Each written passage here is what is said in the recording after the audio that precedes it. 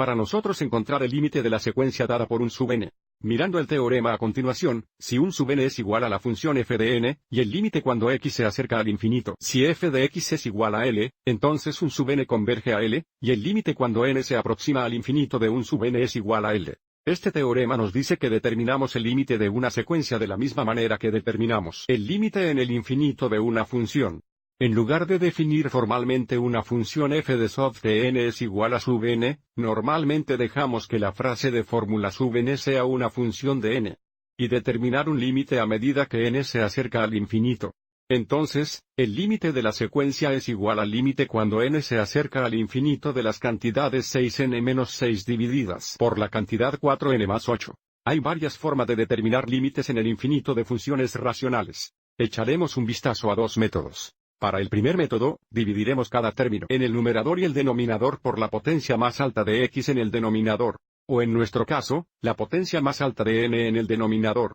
Y luego encontraremos el límite en el infinito en la nueva forma. Entonces, mirando solo el denominador, observe cómo la potencia más alta de n es n al primero, lo que significa que nos ayuda a determinar el límite. Dividiremos cada término en el numerador y el denominador por n. Entonces esto nos dará el límite a medida que n se acerca al infinito de 6n dividido por n, menos 6 dividido por n, todo sobre 4n dividido por n más 8 dividido por n. Y ahora simplificaremos. Mientras que 6n dividido entre n se simplifica a 6, esta fracción no se simplifica. 4n dividido entre n se simplifica a 4, y 8 dividido por n no se simplifica. Así que ahora tenemos el límite cuando n se acerca al infinito de 6 menos 6, dividido por n, todo sobre 4 más 8 dividido por n. Notaremos cómo los 6 y los 4 no se ven afectados por n. Primero mira estas dos fracciones aquí.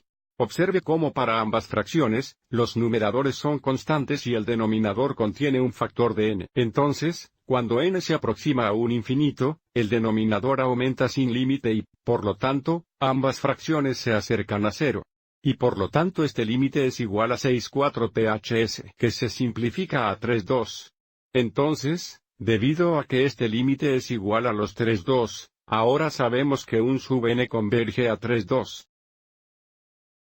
Esto significa que, a medida que usemos esta fórmula para generar más y más términos de la secuencia, el valor de los términos se acercará a 3,2. Antes de ver esto gráficamente, también mostraremos el acceso directo para determinar límite divisional. El atajo implica mirar el grado del numerador y el denominador. Porque tenemos fin del primero aquí y fin del primero aquí. El grado del numerador es 1, y el grado del denominador también es 1. Mirando el método de acceso directo, ya que el grado del numerador y el denominador son iguales, nuestro límite es el caso 2, donde el grado del numerador es igual al grado del denominador. Entonces el límite de la función racional es igual a la razón de los coeficientes iniciales. Los otros dos casos son, si el grado del numerador es menor que el grado del denominador, el límite es igual a 0. Si el grado del numerador es mayor que el grado del denominador, entonces el límite no existe. Pero debido a que tenemos el mismo grado en el numerador y el denominador, el límite es igual a la razón de los coeficientes iniciales, que sería 6 sobre 4, o 6,4. Que ya sabemos se simplifica a 3,2. No veamos también la secuencia gráficamente. Aquí hay un gráfico de la secuencia donde tenemos n a lo largo del eje horizontal y una sub n a lo largo del eje vertical. Observe cómo se ve que los términos en la secuencia se acercan a un valor particular y se acercan al valor de 1.5, o 3,2. Entonces, este gráfico verifica que nuestro límite sea correcto. Espero que hayas encontrado esto útil.